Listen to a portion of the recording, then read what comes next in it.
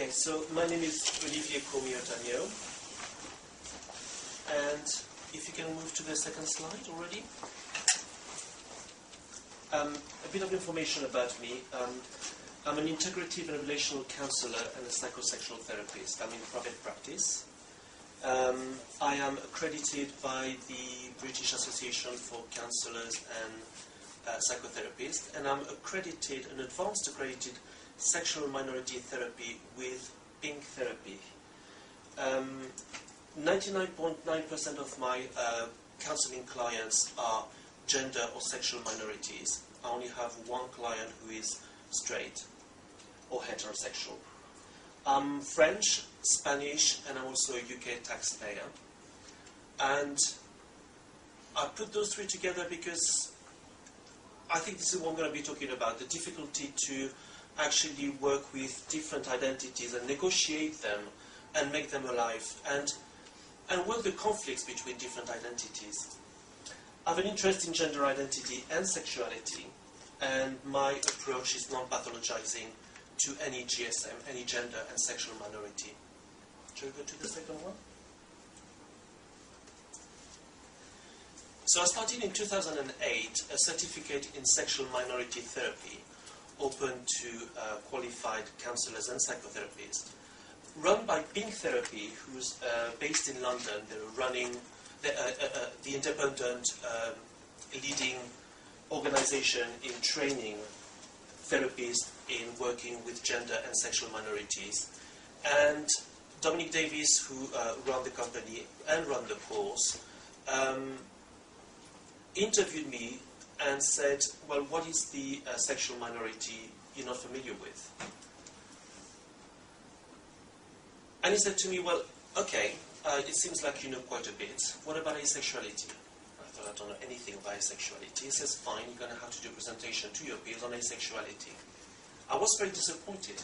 I'm going to be honest. I thought this is not very meaty. It's not an interesting subject. This was 2008. I didn't know anything about asexuality. And I had to present to my peers. And today I'm here. Next slide. So what do you do when you have to do research? Well, the first thing you do is you interrogate your search engine, your favorite one. And on asexuality, what I found was a lot of microcellular organisms and fungi doing things to themselves. And that's not really what the subject of asexuality is about. But what is interesting in that already, I think, is the idea that we link asexuality and sexuality with reproduction. So that's already a very interesting thing to bear in mind. Second one? Sorry, it's the fifth one. So what is asexuality? At that stage, I had no idea. And that's 2008. There wasn't much available, even on the internet. I kind of worked out that asexuality was different to chastity, to celibacy, to frigidity, to hypoactive sexual desire disorder, and that asexuality actually is not a pathology. Shall we go to the next one? The closest thing I could find was from the DSM-4, which is a manual that lists all sorts of psychological ailments. Something like that. A deficiency or absence of sexual fantasies and desire for sexual activity, marking distress and difficulty. So asexuality at that stage was about a pathology, was about a deficiency, was about something going wrong. So I was very frustrated, and I didn't know what to do. Couldn't find anything on the internet, couldn't find any book, couldn't find any journal, couldn't find anything, until out of the blue someone came to me and says, I am asexual. So I said, that's exciting. I need to do a presentation. Would you help me find out about asexuality? And she said, yeah, no problem. And I said, can I just write briefly a questionnaire and send it to you, and just send it back to me, and I've got something to work on. She said, yeah, that's fantastic. So I did so. And she contacted me by email and said, oh, actually, I've got 2 or 3 more people who want to answer the questionnaire. And I received 5 questionnaires, and I thought, that's exciting. I've got a little bit of material here. And a few days later, I received another 10, and another 5, another 15, and another 10. And I ended up, next slide, please, with 310 self-defined asexuals answering my questionnaire, which was only devised for 1 person.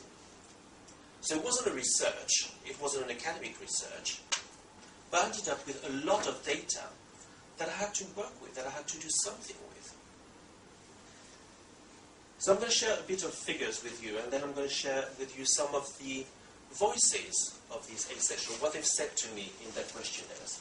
Most of the questions were yes or no, or brief answer. And the last question of the questionnaire was, is there anything else you want to tell me about yourself? So, some figures first. I worked out that 48% of the people responding to my questionnaire were female, and 52% male. So there's more asexual in my research, more male asexual than female. The average age of the people answering my question was 37.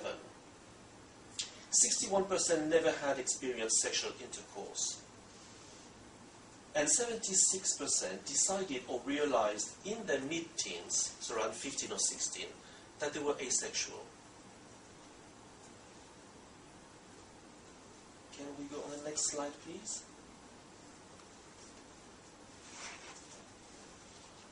So we're talking about asexual orientation here. And I asked, who are you attracted to? Are you attracted to the opposite sex, to the same sex, to both, to neither? If we take first the male answers from a male asexual, there's almost a clear divide. It's almost a quarter for each.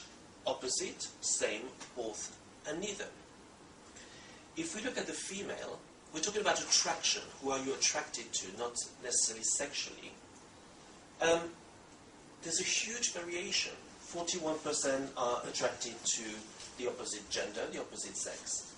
7% to the same. 18% to both.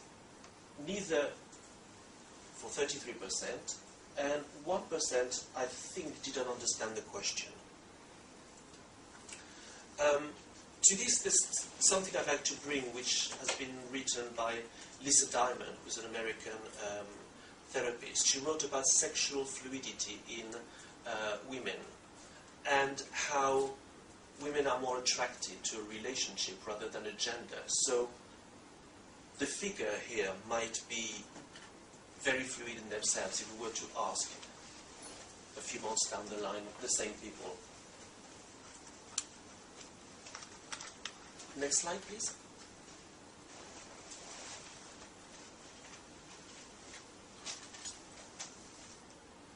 Considering asexual individuals, I don't know why I considered that they could be asexual, but they could still be in a relationship. And I found some really interesting material here. 59% of the asexual female who answered are not in a romantic or amorous relationship. 53 of the male are. 61 never have been in an asexual relationship.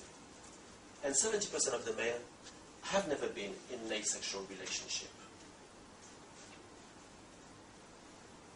So that is 47% of the male who are in a relationship, though they are asexual, and 41% of the female who are in a relationship. So that's an interesting thing to consider, that one can be asexual and in a romantic relationship. Next slide.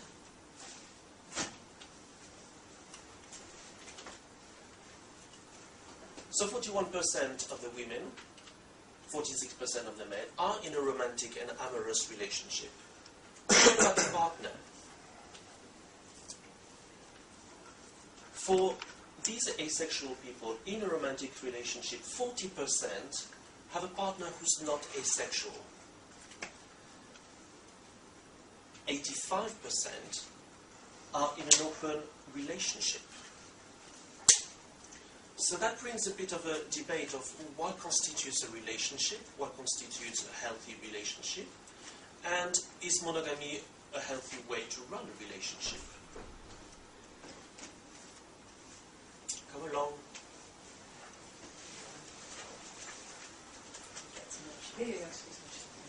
So already with very little data, there's a lot we could start wondering and asking.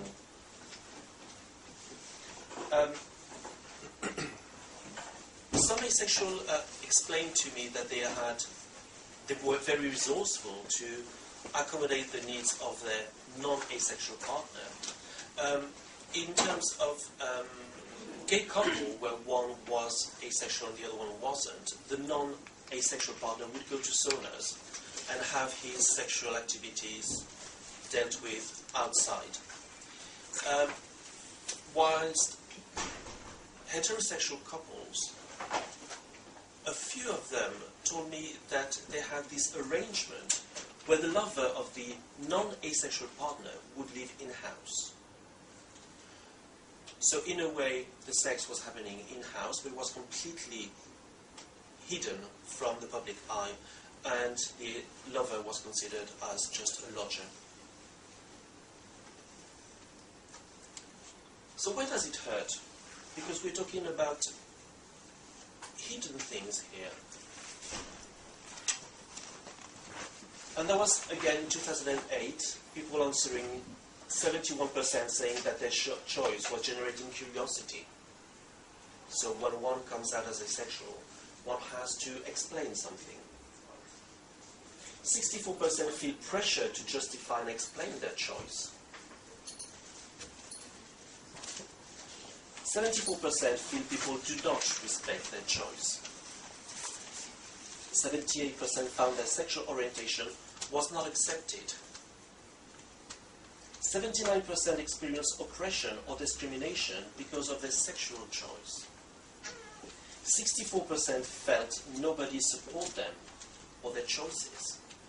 That can be from family, can be from friends, peers, can be from church, can be from all sorts of institutions. 2% find support from AVEN.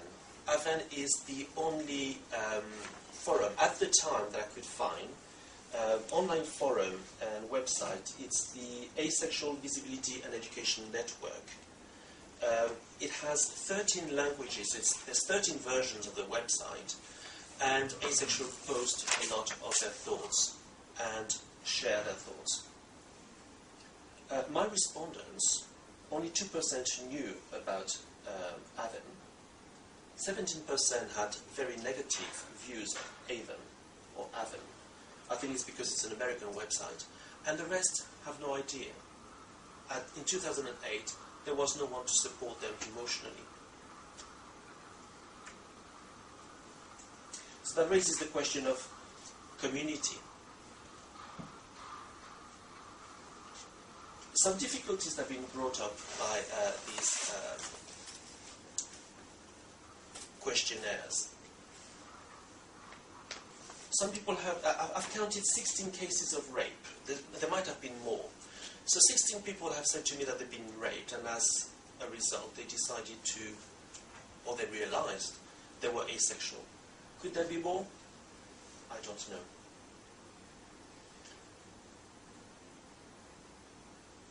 A lot of people are saying, I need to keep my asexuality secret, to keep safe. And I refer you to the previous slide, all the prejudices against asexuality. A lot of people were hiding behind their relationship. I'm with a partner, therefore nobody's going to ask me if I am sexual with my partner or if I'm asexual. People would hide behind work. I'm too busy working to have a relationship. Behind their faith, it's absolutely fine with my faith not to have sex. Or their age. At my age, I don't need to have sexual encounters. Other difficulties when you are asexual, where do you find a partner? And how do you negotiate your asexuality with your partner? You are asexual, you fall in love with someone, you don't need sex, you don't want sex. How do you negotiate that? How to have children? There was a couple of cases which were really, really distressing of asexual couple who approached social services to adopt children. And social services asked them, how come you don't have children by yourselves?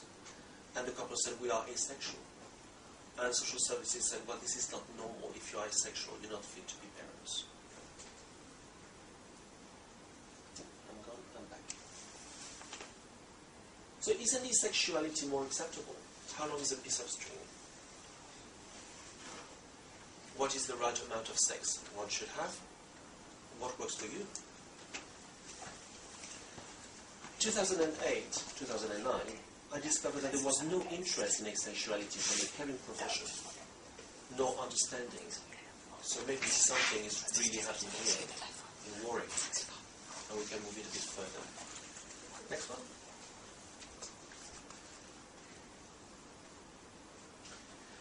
So here's some voices, some people answering to the last question. Is there something you would like me to know about yourself?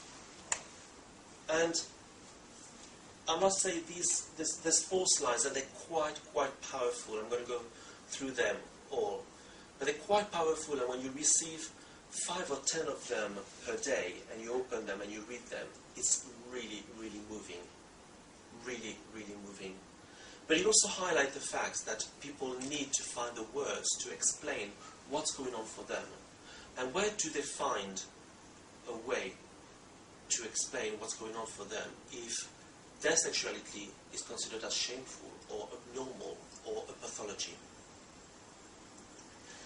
So the first one, a guy said that he caught HIV from his first ever and only sexual experience, and is afraid of passing on the virus. Someone said, I didn't choose to be asexual, I just am. Someone said, asexuality should be brought out in the open so people don't feel oppressed. That's a very, very important point. Asexuality is not a pathology. There's nothing wrong with being asexual. It's the context, it's the environment, it's the social pressure which is putting all the stress on asexual.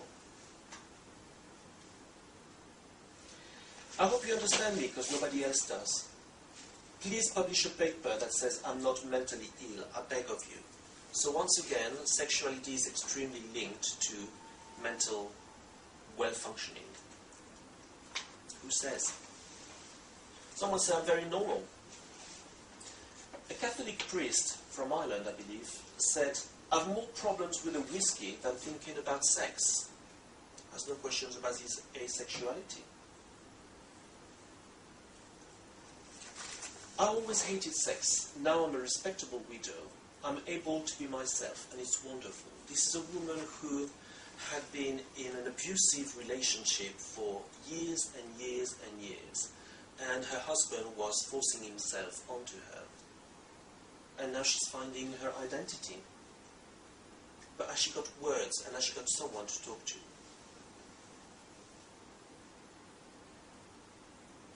A man said, how do you tell a woman you want a sexless relationship? I don't want to go to therapy. So there's an expectation that because we're human beings, we have to have sex.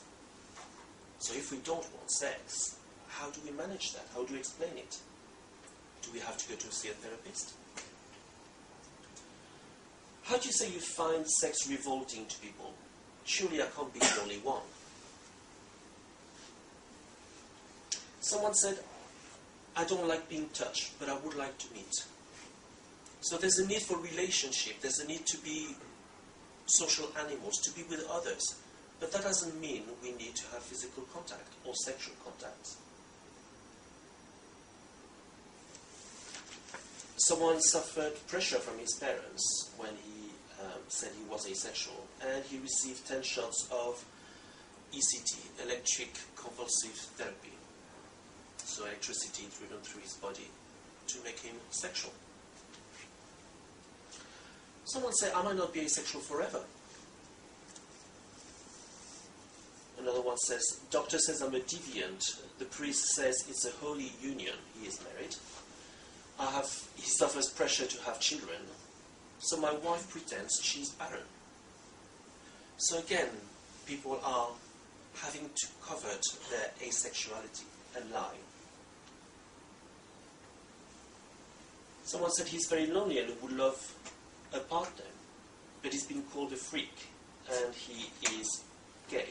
But he's been thrown out of gay bars because he doesn't want to have sex. So that brings an interesting question. Can one be a gay man if one doesn't have sex with men? Can a woman be a lesbian if she doesn't have sex with other women?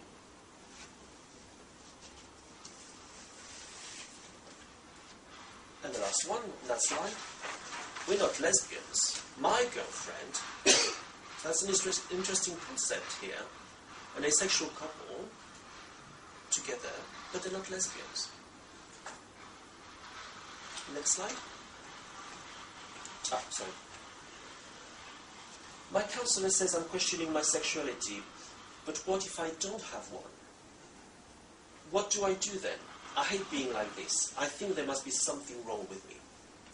That's a typical process. We don't understand what's going on, therefore we turn it against ourselves. It's my fault. There's something I've done wrong. Thank you for taking me seriously and not thinking I'm a psychiatric case. I'm longing for a relationship. A touch is electrical and can be very erotic. Interesting idea. What constitutes eroticism? People think something must have happened. Sex seems to be the reference these days. Is there an over-sexualization of our society these days? Is that healthy? Someone's been rejected from the gay community. It's not very open-minded and it seems very sex-orientated. Someone's been beaten up by boyfriends for not sleeping with them.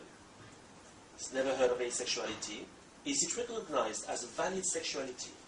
Or am I a deviant in some way? I'm afraid to ask my doctor.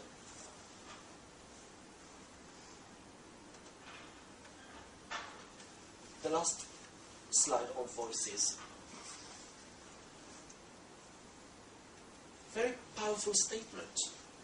Asexuality will never be accepted until it remains clouded in secrecy.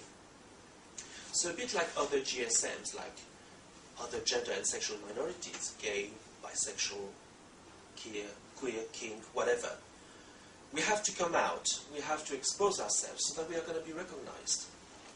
So if asexuality remains invisible, how can asexuality be known, recognized, and accepted?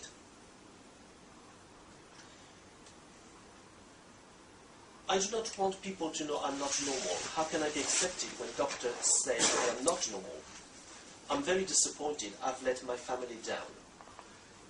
This person had expectations from his family that he should be married, he should have kids. Once again, we're linking sexuality with procreation. A psychotherapist that identifies as asexual said, I'm not sure if I hate my partner for having sex or needing sex, or if I hate myself for not being able to fulfill his needs. And the last one, I think it's fantastic that someone is interested in asexuality. It makes me feel I am not alone. Do you know how good that makes me feel? You will never know. So once again, in 2008, the only forum, the only place where asexual could share anything was through websites. So, the AVEN is the Asexual Visibility and Education Network, remaining anonymous on blogs and forums. I just raise the question, how visible is that? Next slide. So what about masturbation? Is that considered as a sexual act? Do asexual masturbate? Well, there's a lot of debate about it, and a lot of asexual consider that masturbation is just a mechanical thing, it's just a release of energy, it's just a feel-good factor, and that's their way of having sex, not needing to share it with anyone. Other people think that It's mechanical, but it's boring. According to a study from Prose and Graham in 2005, 2% of asexuals masturbate. And I was reading a book recently on asexual. It's recognized that there might be 60 million asexual in the world. It's 1% of the population. So what is intriguing, what is difficult to understand, what is complicated in what I came up with? The first one for me was the invisibility. Is that if we don't speak out, we don't get power. So if an asexual is repressed not to speak out, where does an asexual get power? From community, I suppose. But in 2008, there didn't seem to be an asexual community. There seemed to be a population of asexual linked via various websites. But there was not really forums and places where asexual could meet. No vocabulary. And I'm thinking now more no vocabulary in the mainstream discourse. Could one be hetero-asexual, trans-asexual, homo-asexual, homo-romantic? There's all sorts of words that facilitate the way we can describe ourselves, words that have not been described yet, invented, or they are still not mainstream. Relationship values, I talked about that earlier on. What constitutes a relationship? Can we have a relationship without sex? Can we have a relationship with sex only? Sexual identity. Does a gay man who doesn't have sex with other men can call himself gay? Or do you have to perform sexually to claim a sexual identity? And then there's loads of different cultures that accept asexuality. And we're not talking about abstinence of sex, we're talking about just being asexual. Kenya, Maoris, the American Indian, some Muslim faith, the Free Church of Scotland. Next slide. So in the absence of sex, some negative messages that permeate. First, it's not normal not to want sex. Another one, that couples need sex. And the other one is that something is wrong, let's fix it. So there's a pathology, there's a cause for it. Just a question to think about. I'm not saying I have the answers to it. Some positive ideas. We've seen that there is communication in an asexual couple, or in a couple where one of the partners is asexual. There's intimacy, there's choice, values, commitment. There's the idea that sex is not love and love is not sex. And that's really interesting to talk about all this and open the debate, because it's going to start challenging our own sexuality and our own identity. In terms of resources, books, there's not many things. I found the Boston Marriages, published in '93 in the States, which is taking the title from the play, The Boston Marriages, about romantic and asexual relationships between women. 3 French books. Don't know why the French have such an interest in asexuality. No Sex, Avoir envie de ne pas faire l'amour, by Peggy Sastre. Very, very good book for those who can read French. And No Sex Last Year, La vie sans sexe, by Fontaine. Quite recent books, 2010, 2006. Strangely enough, they both have an English title. I have no idea why. And the last one, La Révolution Asexuelle, by de Tonac.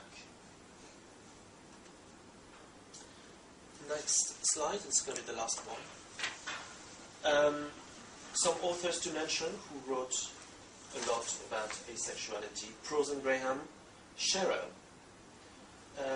Irwin, and a couple of websites that I found at the time, 2008, then 2009, on asexuality.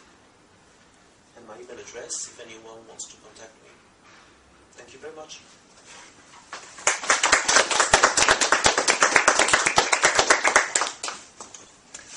Thank you very much.